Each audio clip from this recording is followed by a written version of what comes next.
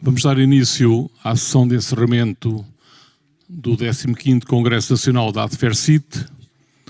Toma a palavra o Sr. Presidente do Congresso, Engenheiro Dr. Cisa Vieira.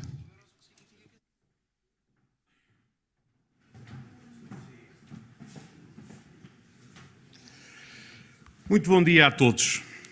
As minhas primeiras palavras são para cumprimentar os dirigentes dos órgãos da ADFERCIT aqui presentes e para cumprimentar também, em primeiro lugar, os oradores. Julgo que estamos todos de acordo que este Congresso foi particularmente enriquecido pela qualidade das intervenções, da forma dinâmica como as sessões foram conduzidas. E também por isso agradeço muito em particular aos moderadores que dinamizaram estas discussões e que permitiram trazer os temas relevantes a este Congresso. E queria agradecer muito significativamente à ADFERCIT, na pessoa do seu Presidente, o convite que me fizeram já há uns meses largos para ser o Presidente deste Congresso. Foi uma decisão arriscada. Eu não sou um homem dos transportes, muito menos um ferroviário. Sou seguramente um espectador interessado, comprometido, um utilizador do sistema de transportes e pontualmente fui decisor político. Enquanto decisor político, a minha preocupação essencial tinha a ver com o desempenho da economia portuguesa e particularmente com a sua possibilidade de crescimento sustentado a longo prazo. E nesse sentido, tomava um conjunto de fatores como críticos para esse crescimento. A ideia de que nós precisávamos de melhorar as condicionantes que constrangem o crescimento da economia portuguesa. E alguns deles são muito evidentes. Os custos da energia, a disponibilidade de capital humano ou também, e decisivamente, os sistemas de transportes. Olhava, portanto, para os sistemas de transportes como um input, como algo a que tinha que a economia colocar exigências a que o sistema de transportes, no seu conjunto, tinha de responder. Este percurso que o convite da ADFERCIT me proporcionou nestes meses foi, portanto, um percurso pessoal muito enriquecedor. E espero que o meu percurso, ao longo de meses de discussão, ao longo da organização e de acompanhamento de webinars que prepararam este Congresso e depois também nas sessões que durante estes últimos 2 dias tivemos, tenham permitido os participantes ter beneficiado do mesmo tipo de esclarecimento que eu próprio também tive. E imagino que mais ou menos informados sobre as questões que são determinantes neste modelo de transportes que estamos a tentar construir neste país, mais ou menos protagonistas das decisões que têm que ser tomadas, todos vós receberam ao longo destes 2 dias e no processo que aqui nos trouxe, informação relevante e importante para melhor podermos acompanhar e executar as decisões que nos cabem a todos coletivamente tomar. Eu, nesta sessão de encerramento, poderia fazer uma espécie de súmula das conclusões do Congresso. A ADFERCIT vai fazê-las. Vai, obviamente, fazer um receptáculo, um repositório das ideias principais tomadas neste Congresso. Queremos também, com essas conclusões, poder participar na muito importante discussão do Plano Ferroviário Nacional, agora colocado à discussão pública, e que, como foi aqui referido, é para todos neste setor e para a comunidade do seu conjunto um referencial importante e para aqueles que têm que executar políticas públicas, um instrumento decisivo para poderem melhor preparar as suas atividades. Mas, se me permitem, eu não vou fazer as conclusões do Congresso. Eu vou partilhar convosco algumas notas pessoais deste percurso que fiz nestes meses, refletindo a propósito desta temática dos transportes. E aqui está o risco do convite da ADFERCIT, de pedir a um outsider, a um não protagonista do setor dos transportes, a um não ferroviário, para procurar presidir a um congresso que é um congresso na sua origem de ferroviários. Esta associação hoje em dia tem um alcance muito mais vasto, tem uma participação muito mais alargada a outros setores no âmbito da indústria dos transportes, mas na verdade é uma história de ferroviários. Eu vou olhar para estes temas com uma perspectiva externa, se quiserem. a perspectiva de aquilo que esperamos do setor dos transportes no seu conjunto e aquilo que é crítico. E volto ao meu pontual desempenho de funções públicas, onde esperava coisas do setor dos transportes críticas para o funcionamento da nossa economia, da nossa sociedade. Em primeiro lugar, soluções de mobilidade interna, que contribuíssem para a coesão nacional, para a melhor eficiência e a redução do custo ambiental nas deslocações no território nacional, o aumento das ligações entre as várias partes do território, a estruturação de zonas importantes do nosso país. Mas também as ligações internacionais. A visão que tenho, que julgo que todos partilhamos, é que o crescimento da economia portuguesa depende cada vez mais de uma orientação para os mercados externos. O mercado interno português, com uma população relativamente reduzida e que não cresce há 30 anos, e com uma maturidade em termos de crescimento do PIB per capita relativamente elevada, só pode ocorrer pela orientação para os mercados externos, pelo movimento que se tem estado a fazer de crescimento das exportações de bens e serviços que nos permitam almejar continuado crescimento. E isso depende, portanto, da capacidade que tivermos, da melhor maneira possível, estabelecermos ligações de dados, de pessoas, de mercadorias aos vários pontos do globo. Se quiserem, um fator fundamental da nossa competitividade internacional é mesmo a nossa localização geográfica. Se há 35 anos atrás, 36 anos, quando aderimos à União Europeia, tendíamos a pensar-nos como estando na periferia de um mercado europeu mais desenvolvido, acho que hoje temos razões para olhar para o território português como estando no centro de uma plataforma, sendo o centro de uma relação entre 3 continentes à volta do Atlântico. E a valorização dessas ligações internacionais aos 3 continentes é uma questão crítica que a economia exige que o sistema de transportes seja capaz de responder efetivamente.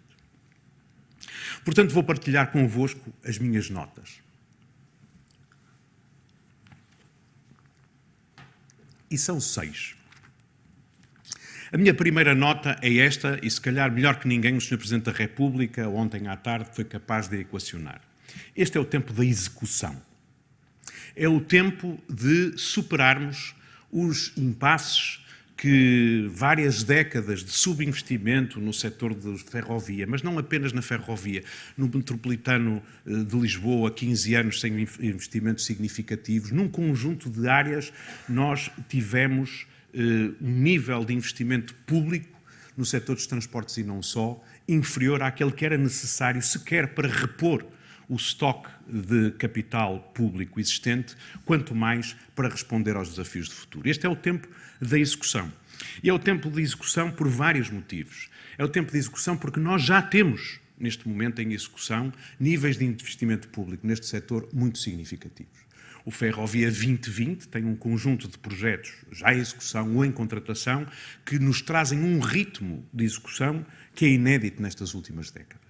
Temos com o PNI 2030 uma identificação clara de projetos e uma alocação de recursos que nos permite encarar um ritmo de execução que seja mais elevado. E é importante mantermos esse ritmo de execução, para mantermos as competências e as capacidades necessárias que o país necessita para poder responder aos desafios de futuro, para podermos assegurar que a nossa indústria, que os nossos centros de conhecimento, que o nosso setor público mantenha as capacidades para servir o país e para, a partir do país, poder também projetar-se internacionalmente. Mas este é o tempo de execução também, porque temos recursos à nossa disposição cuja utilização está limitada no tempo. E, portanto, executar, concretizar, lançar, acompanhar, fiscalizar, colocar ao serviço é mesmo importante. O país necessita que, em tempo útil, estes projetos que estão em curso, que estão anunciados, possam começar a entregar valor ao país o mais rapidamente possível. E nós sabemos que há decisões que ainda precisam de ser tomadas que condicionam a concretização de alguns destes investimentos. Falámos, por exemplo, da questão da localização do novo aeroporto de Lisboa. a localização do novo aeroporto de Lisboa, por razões que a seguir abordarei, condiciona decisivamente a forma como a nova linha de alta velocidade entra em Lisboa. Como precisamos ou não de uma nova travessia do Tejo como questão essencial ou apenas algo que ainda pode ser adiado. Estas questões, portanto, são exemplos de questões que condicionam as decisões que temos de tomar. A mesma coisa relativamente àquilo que o engenheiro Carlos Fernandes nos falou sobre as ligações à Espanha, porque, de facto, elas também condicionam decisões que temos de tomar do lado português.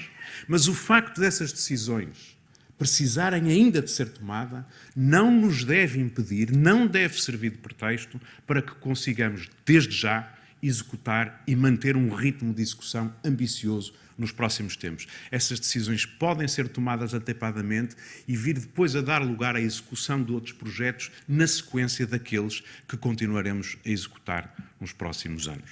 Primeira nota, portanto, este é o tempo da execução. A segunda nota, para mim muito evidente no final deste processo, é a seguinte. A nova linha de alta velocidade entre Lisboa e o Porto e a ligação depois entre a Galiza e a Setúbal é provavelmente o investimento público mais decisivo, importante e estruturante do nosso país nas últimas décadas. É difícil pensar mesmo em algo que seja tão relevante como a decisão e a capacidade de execução, já agora em tempo útil, desta nova linha de alta velocidade.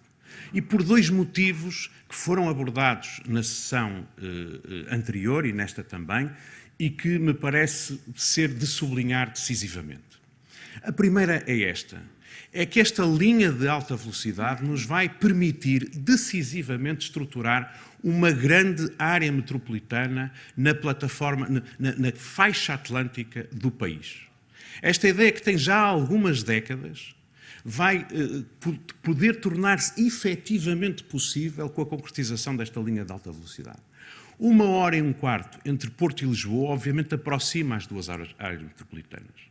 Mas as ligações intermédias que passam a ser possível, ligar Leiria a Lisboa em 20 minutos, ou Coimbra ao Porto, ou Coimbra a Lisboa, Aveiro a Lisboa, e estas ligações todas que a partir daqui se estabelecem, permite criar uma verdadeira área metropolitana que tenha uma escala, que é uma escala, essa sim, absolutamente relevante, já não só no plano ibérico, mas também no plano internacional, no plano europeu. Uma área metropolitana com 8 milhões de habitantes é uma área metropolitana que compara perfeitamente com Madrid, com, já não vou falar de Paris, mas Milão, etc. Começamos a ter uma dimensão sem a qual, hoje sabemos, não há regiões competitivas à escala global. E há um outro motivo também porque esta linha é transformadora e estruturante.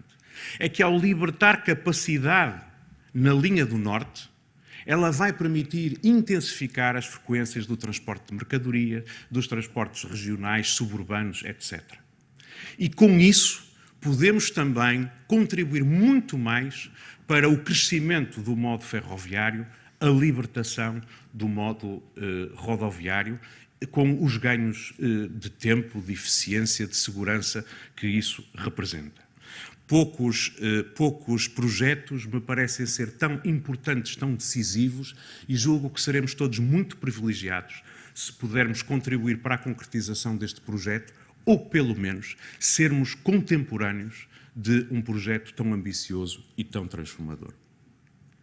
Já agora, se me permitem, deixo 2 ou 3 notas pessoais que também me resultam deste processo.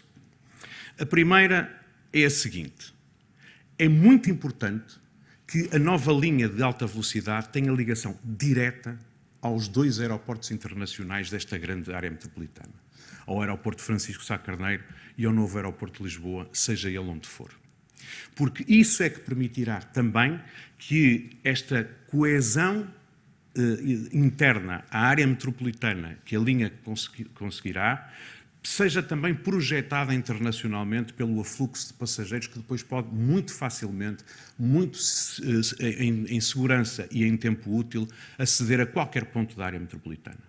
Um aeroporto não deve estar ligado por um ramal deve estar mesmo, se quiserem, como se diz na estrada, em plena via, acessível a uma nova linha. E isso, obviamente, condiciona bastante as soluções. Esta é uma nota pessoal, não é uma conclusão do Congresso. Outra nota pessoal. É sempre, para mim, prioritário assegurar a conclusão desta linha de alta velocidade entre Lisboa e o Porto antes de pensarmos em qualquer ligação a Madrid. Porque a ligação a Madrid acentua a centralidade de Madrid na Península Ibérica, acaba por criar um canal preferencial entre Lisboa e Madrid e desguarnece o nosso flanco atlântico, que deve ser o grande polo de criação de riqueza do nosso país. Esta nota, portanto, parece-me também de deixar. E já agora um pequeno apontamento, que é uma reflexão que eu deixo aos decisores políticos. Tivemos aqui a discutir sobre qual deve ser a taxa de utilização da nova infraestrutura. E eu posso dizer o seguinte: há muitos anos, quando se discutia a alta velocidade em Portugal, antes desta última geração, tive que me interessar por este tema e estudei bastantes modelos comparados. E aquilo que posso dizer é o seguinte: na alta velocidade a nível europeu, e se quiserem de uma maneira geral em todos os modos de transporte pesados, a taxa de utilização da infraestrutura paga, se for bem dimensionada, os custos de operação e de manutenção da infraestrutura. O investimento é sempre um recurso do Orçamento de Estado, é sempre recurso europeu, porque esse é o investimento na externalidade positiva que estas infraestruturas têm, que toda a comunidade faz. E, portanto, não se penaliza a operação comercial com a amortização dos custos de investimento. É só uma nota que deixo para quem tenha que decidir. Terceira minha nota de reflexão. Com a realização desta linha do Norte e a libertação concomitante da linha do Norte tradicional, com a concretização dos demais investimentos da Ferrovia 2020, com a concretização de muitos dos investimentos que estão já pensados no PNI 2030, nós passamos a ter uma capacidade disponível do setor ferroviário ao serviço do setor dos transportes que, com muito pouco esforço adicional, pode entregar muito mais valor à sociedade e à economia. Nós temos, neste momento, muita infraestrutura que está subutilizada, temos constrangimentos que foram aqui ilustrados, que podem ser superados com os investimentos que estão neste momento em curso. Podemos fazer investimentos, alguns dos quais também já anunciados, de ligação aos portos, mais eficiente, mais eficaz, mais rápida e mais segura, que melhorará imenso a capacidade disponível. Podemos fazer investimentos também já em curso, num Porto Seco na Grarda, outro eventualmente no corredor, mais ligado ao Corredor Internacional Sul, que nos permite melhorar imenso a capacidade de utilização da infraestrutura e a disponibilidade de valor que ela entrega ao país. E, portanto, a minha nota é esta: o desafio fica depois para os operadores de transportes, para os operadores logísticos, de saberem melhor possível aproveitar toda esta capacidade que já por si vai dar muito ao país. Quarta nota também decisiva. Nos meios urbanos, os modos de transporte pesados são decisivos para conseguirmos melhorar a qualidade de vida, para conseguirmos assegurar não apenas uma descarbonização, mas uma melhoria muito grande da circulação nas grandes áreas urbanas.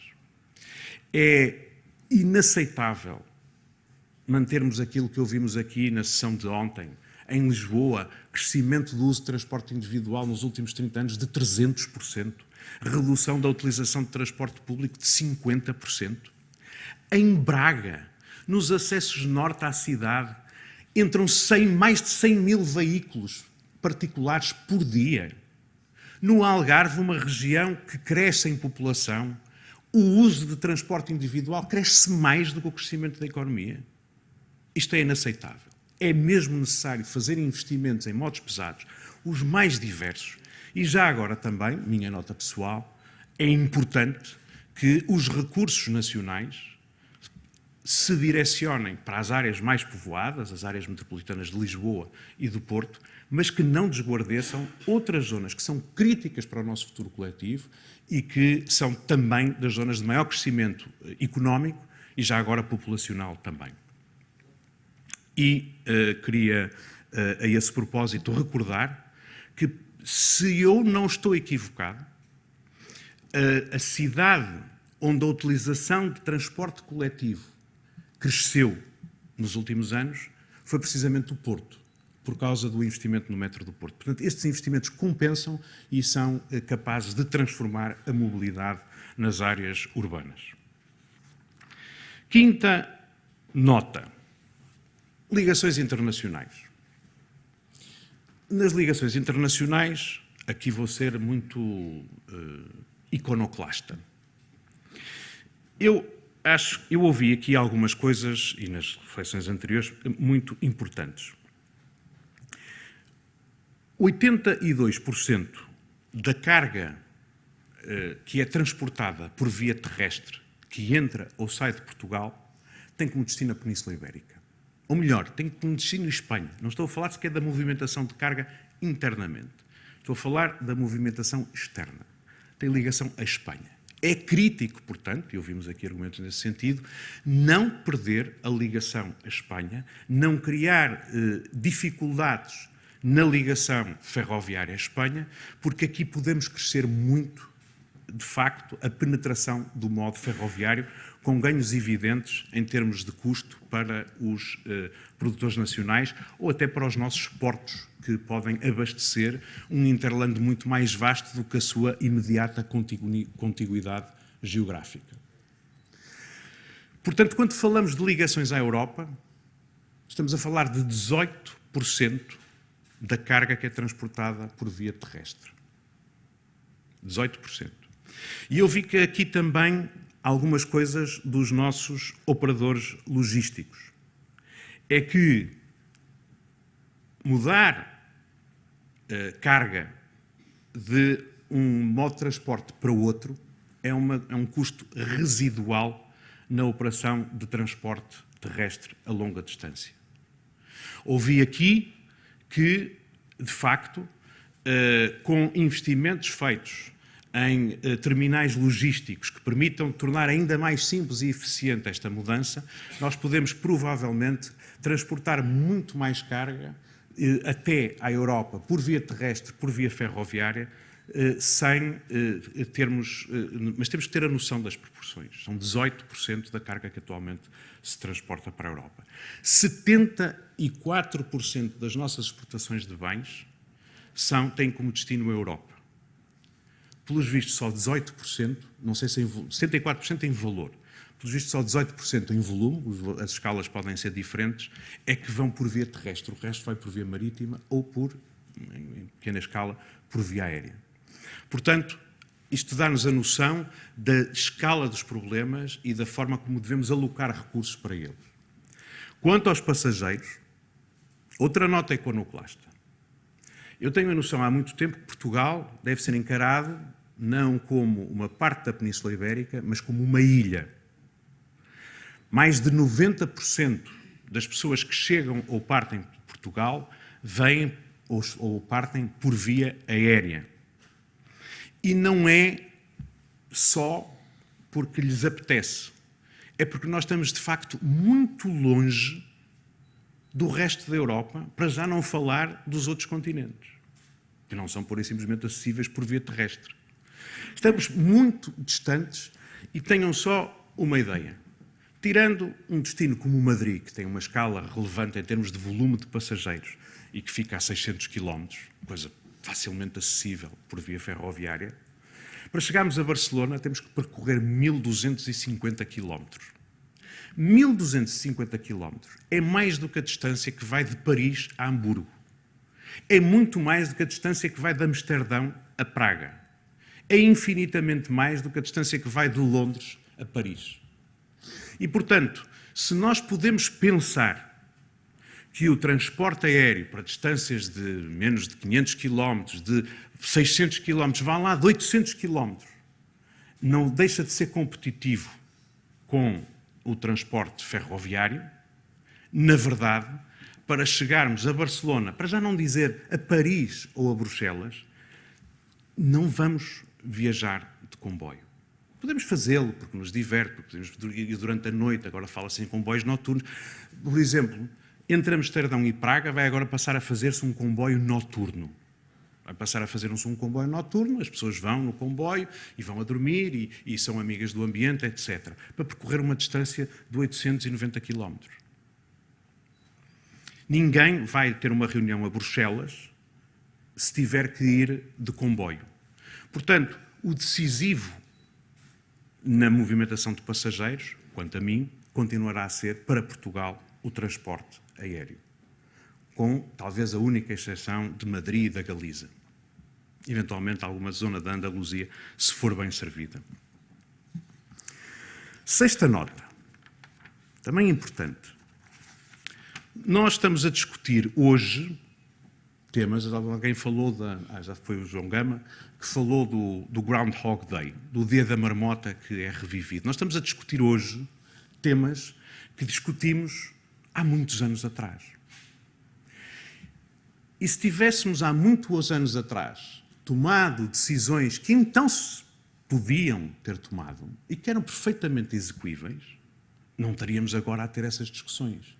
Muitas das questões que nos incomodam estariam já resolvidas, nós já viveríamos com elas, teríamos adaptado às novas circunstâncias.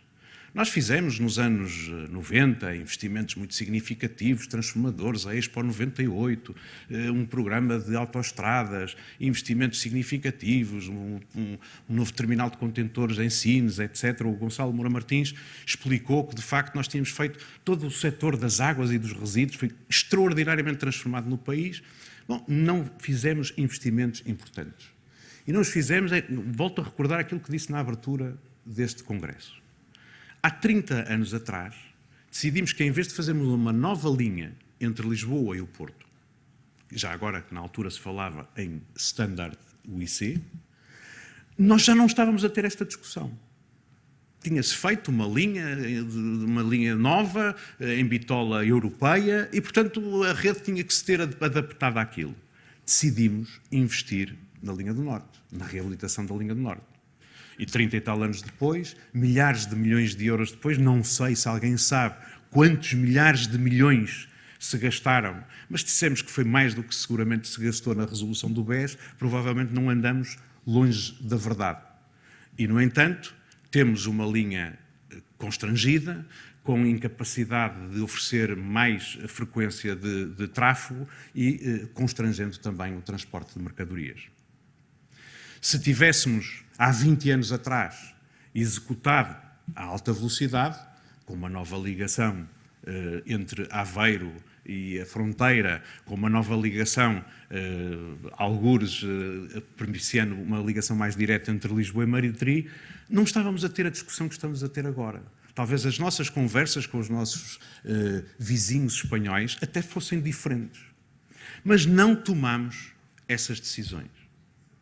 Se há 12 anos atrás tivéssemos decidido fazer o aeroporto, há 15 anos atrás o aeroporto na OTA, ou há 12 anos atrás o aeroporto no Montijo, ou qualquer outra coisa, ou se tivéssemos há 2 anos atrás executado mesmo a expansão da capacidade aeroportuária para o Montijo, desculpem, Alcochete era outra alternativa, não estávamos a ter discussões que temos agora. Mas elas não foram tomadas.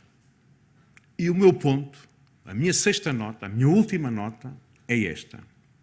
Faz sentido, no momento em que agora somos chamados a tomar decisões sobre todos estes temas, colocarmos os temas exatamente na mesma forma que colocávamos há 30 anos atrás?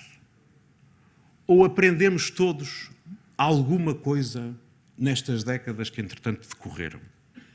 E o que é que aprendemos? Ou, pelo menos, o que é que temos que equacionar relativamente à resposta que vamos dar a estas questões?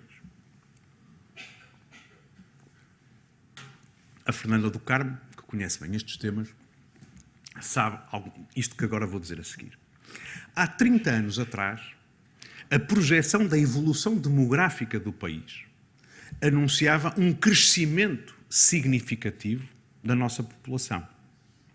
Nos centros urbanos, na grande área metropolitana atlântica, nós projetávamos um crescimento da população muito grande.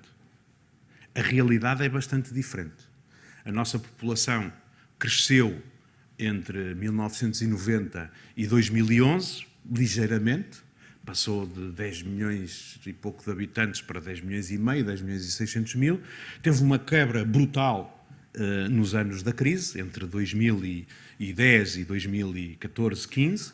Depois começou a recuperar lentamente, voltou a ter uma quebra agora com a Covid e neste momento estamos com 10 milhões e 300 mil habitantes. As projeções demográficas que fazemos, na melhor das hipóteses, implicam uma perda de população moderada. Mas nenhuma projeção, nem aquela que implique maior crescimento da imigração, nos projeta para os níveis de crescimento demográfico que há 30 anos atrás ainda julgávamos que seria o nosso. Quando pensamos na distribuição e na coesão territorial, quando pensamos na necessidade de trazer valor económico aos territórios do interior, aprofundando as ligações transfronteiriças, valorizando o capital natural, trazendo atividades de maior valor acrescentado para as cidades de dimensão média que compõem aquele leque dos 26 centros urbanos no continente que falava a Fernanda do Carmo, nós estamos a pensar que isto seja importante do ponto de vista de fixação de valor, preservação do capital natural, manutenção de economia por maior valor acrescentado, mas não por maior população. E, portanto, a projeção da evolução demográfica tem que seguramente nos fazer pensar. Porque, na verdade, ferrovia, se eu bem percebo, é transportar grandes volumes de carga com elevada frequência. Carga ou passageiros. Segunda nota também importante a propósito daquilo que nós falamos. Portanto, primeiro qual é a intensidade de tráfego, designadamente de passageiros, que podemos esperar para que seja gerada no nosso território, fora destes centros urbanos e desta área metropolitana, e qual a melhor maneira de fazer servir o transporte para estas outras regiões. Segunda nota muito importante. Alterações tecnológicas relevantíssimas nestes últimos 30 anos que vão evoluir ainda mais nos próximos 10. Pensem, em primeiro lugar, nos ganhos de eficiência que a digitalização, em todas as suas vertentes, introduz nas operações correntes.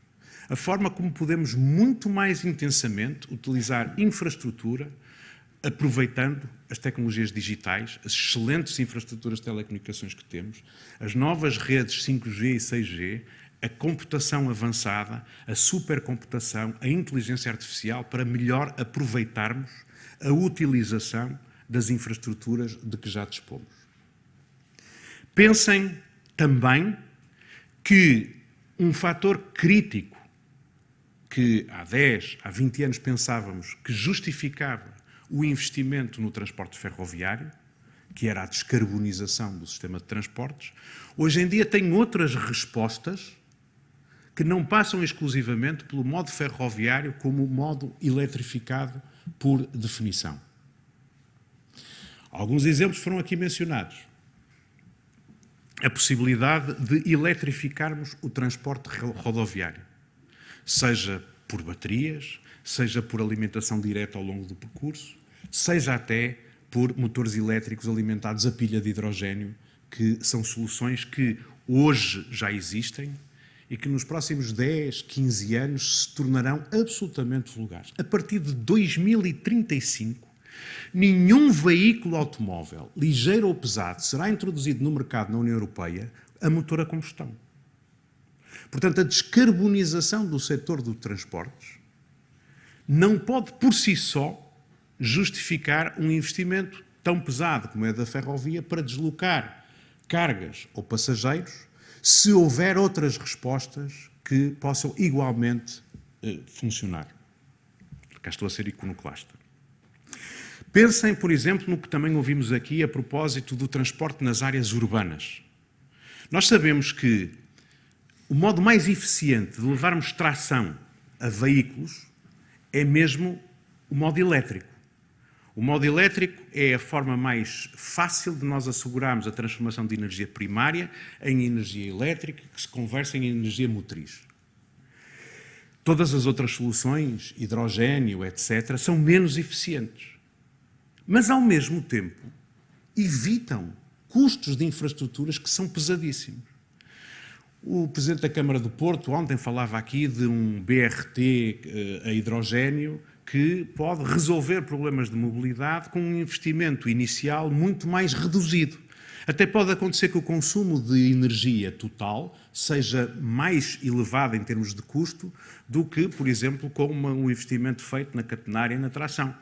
Mas essas contas têm que ser feitas e, hoje em dia, com a evolução tecnológica que estamos a ter, isso é muito significativo. Outro exemplo, o transporte aéreo. Dentro de 15 anos, se não de 20 anos, a mobilidade aérea vai estar totalmente descarbonizada. Não vai produzir emissões de gases com efeitos de estufa, vai ser muito menos ruidosa e existem até já, para curtas distâncias, soluções já tecnologicamente testadas, ainda não industrializadas, de veículos elétricos que descolam na vertical e que podem servir de solução também num mix de transporte coletivo. Para Portugal, esta é uma grande esperança, porque, obviamente, se nós pensássemos que a mobilidade aérea, num país que é uma ilha, tão dependente, como eu disse, da acessibilidade aérea, se todo o transporte aéreo fosse altamente poluente, podíamos ter a certeza que nós íamos ser altamente prejudicados em termos de acessibilidade ao país. Mas se isto acontece, então isto significa que, se calhar, o transporte aéreo continua a ser competitivo a um prazo mais longo. Portanto, 6 notas para refletir. 6 notas que são aquelas que eu retiro deste processo longo de meses. E queria deixar aqui uma reflexão final e uma conclusão. A reflexão final é esta e prende-se com o ponto inicial de que este é o tempo da execução. Nós sabemos que institucionalmente e do ponto de vista legislativo e do ponto de vista judicial é extremamente complexo neste país executar qualquer projeto público. Extremamente complexo. E, portanto, o foco na execução também tem que dar lugar a uma reflexão apurada sobre a forma como conseguimos conciliar preocupações de transparência, de equidade no acesso aos mercados públicos e aos recursos públicos e de imparcialidade no processo de decisão pública com preocupações de eficácia na decisão. E eu acho que nós preocupámos demasiado com o primeiro aspecto, desguarnecemos o segundo aspecto, temos um nível de litigiosidade absolutamente inaceitável no nosso país relativamente a qualquer procedimento de contratação pública, diz não só. Conhecemos agora o que são oposições judicialmente deferidas à instalação de linhas de alta tensão, de projetos de infraestruturas, etc., que dificultam e entorpecem de uma forma que depois se torna muito pouco compreensível para a comunidade em geral e que geram imenso risco e imenso custo para os projetos públicos. Eu acho que nós temos que fazer uma reflexão muito grande sobre como o foco na execução também exige uma atenção a este propósito e uma atenção que seja do ponto de vista da discussão pública honesta e séria. E esta é a minha conclusão final. Esta década vai ser uma década boa para Portugal. É uma década em que a recomposição do cenário geopolítico, a recomposição das cadeias de valor a nível global, a evolução tecnológica, as relações fortíssimas que nós temos, não apenas económicas, mas até diria culturais, pessoais, com outros continentes, vão permitir a este nosso país ter oportunidades muito significativas de crescimento que gera oportunidade de prosperidade partilhada para a nossa população. É preciso que saibamos concretizar estas oportunidades que estão aí em acontecimentos que efetivamente transformem a nossa sociedade, a nossa economia. E este esforço também depende daquilo que no setor dos transportes for possível fazer, com este foco na execução, com esta noção decisiva que a oportunidade é grande e com esta sensação de que, ao fazê-lo, aqueles que estão presentes na sala, aqueles que trabalham neste setor, serão protagonistas decisivos do nosso futuro coletivo. Muito obrigado pela vossa participação. Muito bom dia.